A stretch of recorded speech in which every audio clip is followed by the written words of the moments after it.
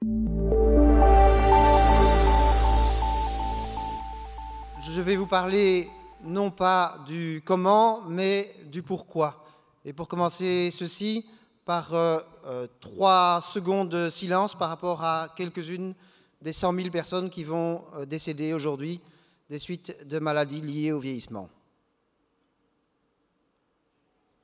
Nous vivons un temps d'augmentation, d'accélération sans équivalent dans l'histoire de l'humanité.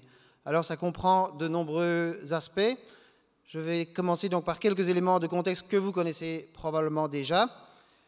Il y a d'abord tout ce qui est ce qu'on appelle parfois la loi de Moore, mais c'est la conjoncture de Moore en fait, les progressions informatiques. Il y a bien sûr la croissance démographique. Il y a les croissances de consommation, de production. Il y a les échanges de connaissances, les mobilités qui progressent également rapidement. Dans d'innombrables domaines, nous progressons rapidement, dans d'innombrables domaines technologiques principalement. Mais ça ne signifie pas qu'il n'y a pas des risques, et surtout ça ne signifie pas, sinon je ne serais pas là, que tout est inscrit dans le marbre du futur. C'est difficile de faire des prévisions quand il s'agit du futur, surtout quand il s'agit du futur, ça c'est la petite phrase humoristique que vous entendrez souvent dans ce type de conférences. Et par exemple, prenons la mobilité, et prenons un exemple français, si vous regardez l'évolution entre 1934 et 1974, pour les avions, ça a été plus rapide que ce qui s'est passé entre 1974 et 2014, on peut même considérer qu'il y a eu un certain recul. Donc, tout est politique, tout est économique, mais le choix des progressions technologiques, il nous appartient un petit peu. On n'arrête pas le progrès, mais on peut le canaliser. Parfois, le progrès s'accélère, c'est l'exemple du premier homme sur la Lune. Parfois, le progrès ralentit, donc c'est l'exemple que j'ai donné. Et puis, pour ce qui concerne nos choix possibles d'amélioration humaine, l'avenir le dira, et ce que nous en ferons le dira aussi.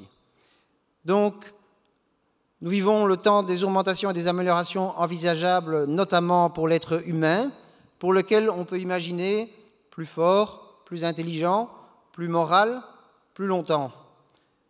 Ce dont je vais vous parler maintenant pour le reste de ce petit exposé, c'est plus longtemps, en bonne santé. Pourquoi est-ce que c'est une bonne chose de notre point de vue? D'abord, la vie, c'est notre droit le plus fondamental, c'est même celui qui est nécessaire à tous les autres. Et la santé, c'est un droit humain qui se trouve dans la Déclaration universelle des droits de l'homme, qui se trouve ailleurs également. Parmi les avantages rarement abordés, il y a des avantages économiques en matière de coûts de santé. Pourquoi, lorsque l'espérance de vie progresse, c'est positif du point de vue de la santé? Parce que ce que vous voyez là, ce sont des statistiques concernant les décès pour les personnes après 65 ans aux États-Unis, il y a une grosse décennie, et à droite, en bleu, c'est les décès lors de la dernière année de vie, à gauche, lors d'une année ordinaire. Vous voyez la différence spectaculaire, et lorsque la vie est plus longue, évidemment, la partie dernière année de vie est moins importante, et lorsque l'espérance de vie progresse, c'est proche, mais ce n'est pas la même chose, le nombre de décès chaque année diminue aussi. Donc, pour le moment, vous savez probablement qu'on gagne environ 3 mois d'espérance de vie par année. Ça signifie environ 20% de décès en moins par année. Bien sûr, ça signifie également une vie plus longue, donc une période productive plus longue. Ça nous mène à la question de l'âge de la retraite qui pourrait faire des heures et des heures de discussion. Je dirais juste une chose, n'oublions pas qu'actuellement, ce sont les personnes les plus aisées qui vivent le plus longtemps, qui ont les tâches les moins difficiles et donc pour lesquelles il serait le plus intéressant économiquement de prolonger l'âge de la retraite. Alors, ça signifie également vivre beaucoup plus longtemps en bonne santé, un monde plus durable. Vous connaissez l'expression « après moi le déluge », dans mon petit pays, la Belgique, on dit plutôt « après moi les mouches ». Eh bien, plus vous vivez longtemps, plus, évidemment, le « après moi », ça devient « moi », et donc plus vous êtes attentif à votre environnement. Et puis, il y a la question de la surpopulation. Ça, vous avez sûrement entendu, oui, mais si nous vivons beaucoup plus longtemps, il va y avoir de la surpopulation, c'est exactement le contraire. le meilleur moyen actuel pour limiter la population, c'est de vivre beaucoup plus longtemps en bonne santé. Alors, voilà sur les statistiques qui proviennent du site Gapminder, qui est un site extraordinaire que je vous conseille, la comparaison entre 1962, l'année de ma naissance, et 2012. Vous avez le nombre d'enfants par femme qui se trouve à l'horizontale et l'espérance de vie qui se trouve à la verticale. Vous voyez que, alors qu'il y a 50 ans, beaucoup de pays se trouvaient à gauche avec de nombreux enfants et une espérance de vie courte. Vous voyez que maintenant, ce ne sont plus que les pays qui sont là en bleu principalement, c'est-à-dire l'Afrique subsaharienne, dans lequel le nombre d'enfants par femme reste élevé et l'espérance de vie reste basse. L'exemple probablement le plus spectaculaire, c'est celui du Bangladesh. C'est encore aujourd'hui, c'est un des cercles qui est là, c'est encore aujourd'hui un des pays les plus pauvres du monde. Il y avait en 1962 une espérance de vie de 49 ans et 6,9 enfants par femme. Il y a aujourd'hui une espérance de vie de 70 ans et 2,3 enfants par femme. Ça signifie aussi vivre plus longtemps en bonne santé, une population plus heureuse. En fait, quand on demande aux gens de se situer dans une échelle de bonheur, il y a une courbe en U. Les gens jeunes sont assez heureux, les gens plus âgés d'âge mûr, sont nettement moins heureux, et puis le niveau de bonheur remonte avec l'avancée en âge jusqu'à la dégradation qui est due à l'âge qui avance, et plus exactement qui est due aux maladies liées au vieillissement qui progressent. Mais donc en fait, avoir plus de temps libre, avancer en âge, c'est favorable au bonheur. Et surtout, plus important, c'est favorable à la diminution de la violence. Là, vous avez des statistiques aux États-Unis et en Grande-Bretagne sur le nombre de crimes et délits qui sont commis. Et donc c'est un peu petit, mais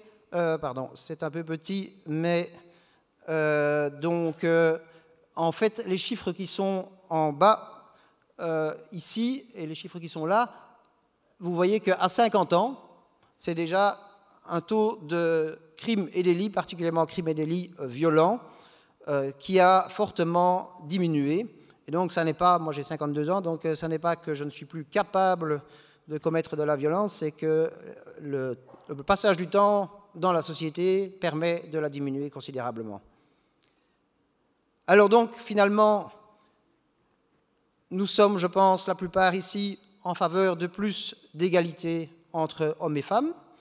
Il y a un consensus qui a peut-être tendance à diminuer ces derniers temps, mais enfin passons, pour des plus d'égalité, quelles que soient les origines, plus d'égalité aussi entre riches et pauvres, et donc, pourquoi pas, plus d'égalité enfin entre jeunes et moins jeunes, lorsque c'est possible, et cela signifie notamment, à mon avis, parce qu'il y a un devoir global des gouvernements de protéger la vie des citoyens chaque fois que c'est possible, et c'est aujourd'hui, petit à petit, en train de devenir possible. Ça, on reviendra dans le débat parce qu'il me reste 64 secondes et que ce sera trop court pour aller très loin.